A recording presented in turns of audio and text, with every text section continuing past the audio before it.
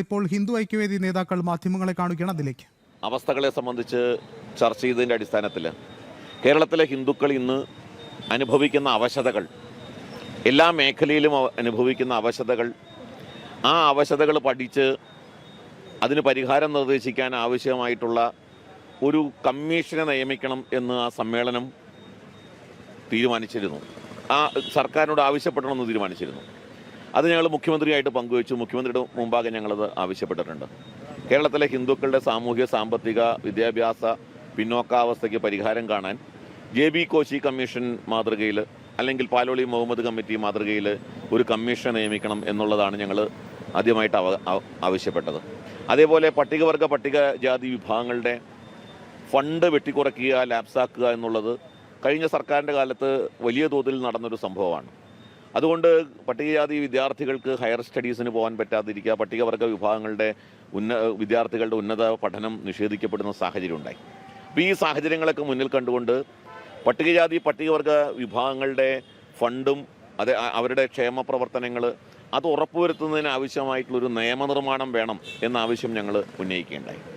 അതേപോലെ പിന്നോക്ക ഹിന്ദു വിഭാഗങ്ങൾ, OBC വിഭാഗങ്ങൾ, അവരെ സംബന്ധിച്ച് അവരുടെ OBH ഗ്രൂപ്പിൽപ്പെടുന്ന ഹിന്ദുക്കളിലെ ഒരു വലിയ വിഭാഗം ആളുകൾക്ക് കേവലം 3% സംവരണമാണ് കിട്ടുന്നത്.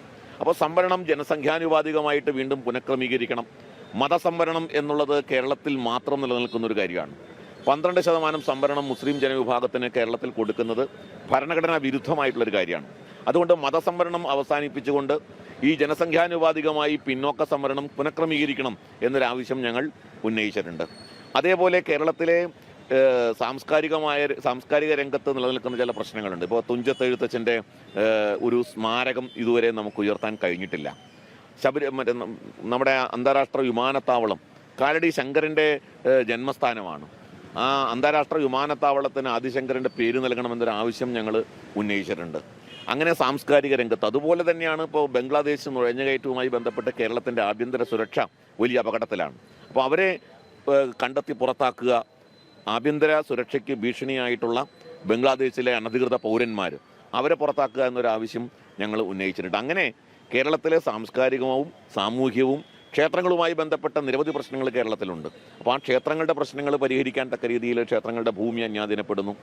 ഡിജിറ്റൽ സർവേ അനുസരിച്ച് ഭൂമി സർക്കാർ പുറമ്പോക്കായിട്ട് മാറ്റപ്പെടുന്ന സാഹചര്യം, ഇങ്ങനെ പല മേഖലയിലും ക്ഷേത്രങ്ങൾ വലിയ ഭീഷണി നേരിട്ടുകൊണ്ടിരിക്കുന്നൊരു സാഹചര്യമുണ്ട്. അപ്പോൾ അതുകൊണ്ട് ക്ഷേത്രങ്ങളുടെ ഭൂമി സംരക്ഷിക്കാൻ ആവശ്യമായിട്ടുള്ള നടപടിയെടുക്കണം എന്ന് ഞങ്ങൾ ആവശ്യപ്പെട്ടിട്ടുണ്ട്. അങ്ങനെ കേരളത്തിലെ ഹൈന്ദവ സമൂഹം വ്യത്യസ്ത മേഖലകളിൽ നേരിടുന്ന പ്രശ്നങ്ങളെ അഡ്രസ്സ് ചെയ്ത് കൊണ്ടാണ് ഞങ്ങൾ ആ ഒരു നിവേദനമാണ് മുഖ്യമന്ത്രിക്ക് സമർപ്പിച്ചിട്ടുള്ളത്.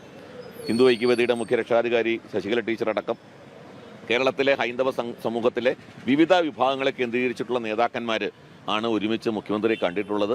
അതിന് അദ്ദേഹം വളരെ അനുകൂലമായിട്ടുള്ള മറുപടിയാണ് കിട്ടിയിട്ടുള്ളത്. വളരെ അനുഭാവപൂർവ്വം പരിഗണിക്കേണ്ട കാര്യങ്ങൾ എന്നുള്ള നിലയ്ക്കാണ് അദ്ദേഹം കണ്ടിട്ടുള്ളത്. ഞങ്ങൾക്ക് വളരെ വലിയധികം ശുഭാപ്തി വിശ്വാസമുണ്ട്. ഈ കാര്യങ്ങൾ പരിഹരിക്കപ്പെടും എന്നുള്ളൊരു വിശ്വാസം ഞങ്ങൾക്കുണ്ട് എന്നുള്ളതാണ് യാഥാർത്ഥ്യം. ഈ പറഞ്ഞ പോലെ തന്നെ ഹൈന്ദവ സമൂഹത്തിൻ്റെ വിവിധ വിഭാഗങ്ങളുടെ പ്രശ്നങ്ങൾ പലപ്പോഴും ഭരണകൂടങ്ങൾ അവഗണിക്കുന്നത് ഒന്ന് അവരുടെ ശ്രദ്ധയിൽപ്പെടുത്തുക എന്ന ഉദ്ദേശത്തോടെയാണ് ഞങ്ങൾ വന്നത്. നേരത്തെ ഞങ്ങൾ ഉന്നയിച്ച വിഷയങ്ങളൊക്കെ ബാബുചേട്ടൻ പറയുകയുണ്ടായി. അതിനുകൂടെ ഒന്നുകൂടെ ഇവിടുത്തെ സംസ്കൃത ഭാഷാ പഠനവുമായി ബന്ധപ്പെട്ടുള്ള പ്രശ്നങ്ങൾ. ഒന്ന്, കാലടി സംസ്കൃത സർവകലാശാലയിൽ തന്നെ സംസ്കൃതത്തെയും സംസ്കാരത്തെയും ഇല്ലാതാക്കുന്ന നടപടികളാണ് നടക്കുന്നത്. അപ്പോൾ അതിനെതിരെ എന്ത് ചെയ്യാൻ കഴിയും എന്നുള്ളതൊന്ന്. മറ്റൊന്ന്, ഇവിടുത്തെ LP വിദ്യാലയങ്ങളിൽ ഉമ്മൻചാണ്ടി സർക്കാർ തത്വത്തിൽ സംസ്കൃത പഠനം അംഗീകരിച്ചുവെങ്കിലും നാളിതുവരെ ഒരു അധ്യാപകനെ പോലും പോസ്റ്റ് ചെയ്തിട്ടില്ല. ടെക്സ്റ്റ് ബുക്ക് മുറതെറ്റാതെ അടിക്കുന്നുണ്ടെങ്കിലും ഒരു വിദ്യാലയത്തിലും ഒരു അധ്യാപകനെയും പോസ്റ്റ് ചെയ്തിട്ടില്ല. അങ്ങനെ ഇരിക്കെ നമ്മളിപ്പോൾ മനസ്സിലാക്കുന്നത് മുസ്ലിം വിദ്യാർത്ഥികൾക്ക് മാത്രമായി ആരംഭിച്ച അറബി പഠനം ഇപ്പോൾ അത് അറബി പോസ്റ്റുകൾ ക്രിയേറ്റ് ചെയ്യാൻ വേണ്ടി മാത്രം ആർക്കും പഠിക്കാം എന്ന നിലയിൽ ഒരു ഇളവ് അതിൽ കൊടുത്തിട്ടുണ്ട്. അത് വെച്ചുകൊണ്ട് ഹിന്ദു ക്രിസ്ത്യൻ കുട്ടികളെയും മതമില്ലാത്ത ജീവനുകളെയും ഒക്കെ അറബി പഠിപ്പിക്കാൻ വേണ്ടിയുള്ളൊരു ശ്രമം അവരുടെ ഭാഗത്തു നിന്ന് നടക്കുകയും അതിൻ്റെ പേരിൽ പുതിയ പോസ്റ്റുകൾ ക്രിയേറ്റ് ചെയ്തെടുക്കുകയും ചെയ്യുന്നുണ്ട്. അപ്പോൾ ഇത്തരം കാര്യങ്ങളൊക്കെ ഞങ്ങൾ മുഖ്യമന്ത്രിയുടെ ശ്രദ്ധയിൽപ്പെടുത്തിയിട്ടുണ്ട്. വളരെ സൗഹാർദ്ദപരമായിരുന്നു കൂടിക്കാഴ്ച. അതുകൊണ്ട് പ്രതീക്ഷയോടുകൂടിയാണ് ഞങ്ങൾ പിരിഞ്ഞിരിക്കുന്നത്. മറ്റൊരു പ്രധാനപ്പെട്ട കാര്യം നമ്മുടെ തിരുവിതാംകൂർ ദേവസ്വം ബോർഡ് പരിസരത്തുള്ള മരം മുറിച്ചൊരു സംഭവമുണ്ട്. ചന്ദന മരം മുറിച്ചൊരു വിഷയം ഇന്ന്. പക്ഷേ അത് മൈലാഞ്ചി ചെടിയെന്ന് കരുതിയാണ് കരാർ ജീവനക്കാർ മരം മുറിച്ചതെന്ന് പറയപ്പെടുന്നുണ്ട്. പക്ഷേ തിരുവിതാംകൂർ ദേവസ്വം ബോർഡിനോട് ഇക്കാര്യത്തിൽ പ്രതികരണം ചോദിച്ചപ്പോൾ പ്രസിഡന്റ് പറഞ്ഞ ഇക്കാര്യത്തെക്കുറിച്ച് അറിയില്ല എന്നുള്ളതാണ്. മൈലാഞ്ചി ചെടിയും ചന്ദനവും തമ്മിൽ കണ്ടാൽ തിരിച്ചറിയില്ല എന്ന് പറഞ്ഞാൽ ലേശം ബുദ്ധിമുട്ടുണ്ട്. ഒരുപക്ഷെ നന്ന ചെറിയ തയ്യാകുമ്പോൾ ചിലപ്പോൾ സംശയം തോന്നിയേക്കാം ഇലയുടെ സാമ്യം കൊണ്ട്. പക്ഷേ ഒരു മരം മുറിക്കുക എന്ന് പറയുമ്പോൾ കാട് വെട്ടുക എന്നല്ല നമ്മൾ പറഞ്ഞത്, മരം മുറിക്കുക എന്നാണ്. ഒരു മൈലാഞ്ചി അത്ര വലിയൊരു മരമാവുന്ന ഞാൻ എൻ്റെ ജീവിതത്തിൽ ഇതുവരെ കണ്ടിട്ടില്ല. മാത്രമല്ല അതിൻ്റെ മണം പോലും തിരിച്ചറിയാൻ കഴിയാത്തവരെയാണോ ഇത് മുറിക്കാൻ ഏൽപ്പിച്ചത്? കാട്ടിലെ മരം തേവരുടെ ആന വലിയടാ വലി എന്നുള്ളത് ദേവസ്വത്തിലെ മരം എന്ന് മാറ്റി നമ്മൾ ചിന്തിക്കേണ്ടി വരുമോ എന്നുള്ളതാണ്. അശ്രദ്ധയാണ് ഇതിൻ്റെയൊക്കെ പ്രധാനപ്പെട്ട കാരണം ആർക്കും ഉത്തരവാദിത്വമില്ല, അവരുടെ മുതലല്ല എന്നുള്ളത് കൊണ്ട് തന്നെ സംരക്ഷിക്കാനുള്ള ബാധ്യതയില്ല. കാര്യം ഈ തിരുവിതാംകൂർ ദേവസ്വം ബോർഡിൻ്റെ അവിടെ തന്നെ ഈ വേദാന്ത സംസ്കൃത പഠനശാലയുണ്ട്. പക്ഷേ അതുമായി ബന്ധപ്പെട്ടുള്ള പ്രവർത്തനങ്ങളൊന്നും കൃത്യമായിട്ട് നടക്കാത്തൊരു സാഹചര്യമാണ് നിലവിലുള്ളത്. അതിപ്പോൾ ഞങ്ങൾ മുഖ്യമന്ത്രിയുടെ ശ്രദ്ധയിൽപ്പെടുത്തിയിട്ടുണ്ട്. അതായത് ഒന്ന് മതപാഠശാലകൾ പുനരാരംഭിക്കണം, അതിനുവേണ്ടിയുള്ള ഫണ്ടുണ്ടെങ്കിലും ആ ഫണ്ടൊക്കെ ലാപ്സായി പോവുകയാണ്. അപ്പോൾ ഒരു സാധാ ക്ഷേത്രങ്ങളിൽ മതപാഠശാല പോലും നടത്താത്തവർ വേദാന്ത സർവകലാശാലയെ പറ്റി എന്താണ് ചിന്തിക്കുക? അത് വളരെ മുൻപ് തന്നെ, കാരണം വേദാന്ത സർവകലാശാല നടത്താനുള്ള ഉത്തരവാദിത്വം ശരിക്കും ദേവസ്വം ബോർഡിനാണ് ഉള്ളത്. അപ്പോൾ അവർ വളരെ മുൻകൈ എടുത്തുകൊണ്ട് തന്നെ ആ കാര്യം നടത്തണം. കാരണം ഇതൊന്നും പഠിപ്പിക്കുകയും ചെയ്യാത്തൊരു സാഹചര്യം ഇന്ന് നിലനിൽക്കുന്നുണ്ട്. ഭക്തജനങ്ങളുടെ പണം കൈകാര്യം ചെയ്യുന്ന വലിയ ക്ഷേത്രങ്ങൾ നടത്തുന്നു എന്നതുകൊണ്ട് തന്നെ അതിൻ്റെ ഉത്തരവാദിത്വം ദേവസ്വം ബോർഡിനുണ്ട്. അവരതിൽ മുൻകൈ എടുക്കുകയും വേണം. നമ്മൾ ജനൻ TV സ്ഥിരമായി ചെയ്തുകൊണ്ടിരുന്ന ഒരു വാർത്ത, വലിയ പ്രതികരണം കിട്ടിയത് ബിനു വാഴമുട്ടത്തിൻ്റെ പെന്തിക്കോസ്ത ആരാധനയും ഒപ്പം തന്നെ അതുമായി ബന്ധപ്പെട്ടുകൊണ്ടുള്ള കാര്യങ്ങളൊക്കെ. ആ വിഷയത്തിൽ ആഭ്യന്തരമന്ത്രി അല്പസമയങ്ങൾക്ക് മുമ്പ് മാധ്യമങ്ങളെ കണ്ടപ്പോൾ ആ ചോദ്യങ്ങളിൽ നിന്ന് ഒഴിഞ്ഞു മാറുന്നൊരു നിലപാടാണ് സ്വീകരിച്ചിരിക്കുന്നത്. ഈ കാര്യത്തിൽ ബിനു വാഴമുട്ടവുമായി ബന്ധപ്പെട്ട വിഷയം നമ്മൾ ചർച്ച ചെയ്യാൻ തുടങ്ങിയിട്ട് ദിവസങ്ങളായി. ജനം TV തന്നെ ഈ വിഷയത്തെ സംബന്ധിച്ച് ഒരു ബിനു വാഴമുട്ടവുമായി ബന്ധപ്പെട്ട നിരവധി കേസുകൾ പുറത്തു കൊണ്ടുവന്നു. ബിനു വാഴമുട്ടത്തിനെതിരെ എന്തുകൊണ്ടാണ് കേസെടുക്കാത്തതെന്ന് നമുക്ക് മനസ്സിലാവുന്നില്ല. കാരണം ബിനു വാഴമുട്ടം നടത്തിയിട്ടുള്ള പ്രവർത്തനങ്ങൾ മുഴുവൻ അനധികൃതമാണ്. പഞ്ചായത്തിൻ്റെ അനുമതിയില്ലാതെ നടത്തുന്ന പ്രാർത്ഥനാലയം, അവിടുത്തെ അന്തേവാസികളുടെ പരാതി, ജീവനക്കാരുടെ പരാതി, നാട്ടുകാരുടെ പരാതി, ഇങ്ങനെ ഒരുപാട് പരാതികൾ നിൽക്കുമ്പോൾ എന്തുകൊണ്ടാണ് പോലീസ് ബിനു വാഴമുട്ടത്തിനെതിരെ കേസെടുക്കാത്തത് എന്നുള്ളത് ഒരു ചോദ്യചിഹ്നമാണ്.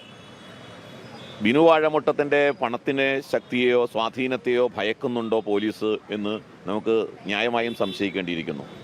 ഇവിടെ സമാനമായിട്ട് ഇത്തരത്തിൽ മത പ്രചാരകന്മാർ നമ്മുടെ നാട്ടിൽ മിഷണറിമാരുടെ പ്രവർത്തനത്തിൻ്റെ മറവിൽ നടത്തിക്കൊണ്ടിരിക്കുന്ന പ്രവർത്തനം യഥാർത്ഥത്തിൽ പലതും നിയമവിരുദ്ധമാണ്. ഇവർക്കൊക്കെ ഈ പണം എവിടെ നിന്ന് കിട്ടുന്നു എന്നുള്ളതിനെ സംബന്ധിച്ച് ഗൗരവമായിട്ട് അന്വേഷിക്കേണ്ടതുണ്ട്. ഇത്തരം ആളുകളെയൊക്കെ വിലക്കെടുക്കാനും നിയന്ത്രിക്കാനും കഴിയുന്ന സാമ്പത്തിക ശക്തി ബിനു വാഴമുട്ടത്തിന് എവിടെ നിന്നാണ് കിട്ടുന്നത്? ഇതിനെക്കുറിച്ച് അന്വേഷിക്കേണ്ടതുണ്ട്. മാസം 1.5 ലക്ഷം രൂപ വാടക കൊടുത്തിട്ടാണ് ബിനു വാഴമുട്ടം അവിടെ ഒരു ഹോള് വാടകയ്ക്ക് എടുത്തതെന്ന്. 1.5 ലക്ഷം രൂപയാണ് വാടക എന്ന് നമുക്ക് മനസ്സിലാവുന്നത്. എവിടെ നിന്നാണ് ബിനു വാഴമുട്ടത്തിന് ഇത്രയും പണം സ്വരൂപിക്കാൻ കഴിയുന്നത്?